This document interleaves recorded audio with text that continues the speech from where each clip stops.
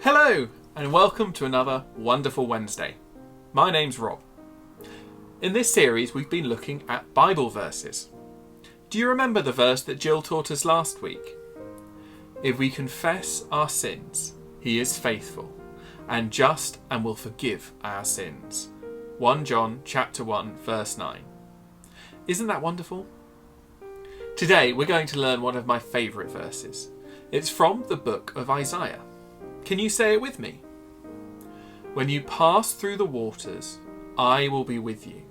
And when you pass through the rivers, they will not sweep over you. When you walk through the fire, you will not be burned. The flames will not set you ablaze. Isaiah chapter 43, verse 2. It's an amazing verse that promises that even though we go through difficulties, God will be with us. The pandemic has changed lots of things. It's made it hard to go to school or church and meant that we can't see our friends and families as much as we might like. But we can know that God is with us. The verse talks about water and fire. What does that mean? Well, the Bible has lots of stories about fire and water. Do you remember when Moses crossed the sea with the Israelites? It's in Exodus 14. They were trying to escape the Egyptians and didn't know where to go.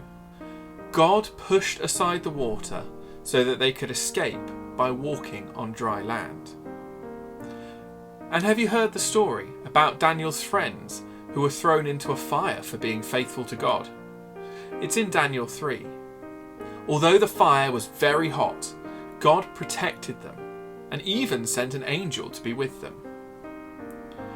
God doesn't promise that we won't face problems, that there will often be hard and difficult times. But what he does promise is that he will be with us in them. Let's say that verse again. When you pass through the waters, I will be with you. And when you pass through the rivers, they will not sweep over you. When you walk through the fire, you will not be burned. The flames will not set you ablaze. Isaiah chapter 43, verse 2. See you next week.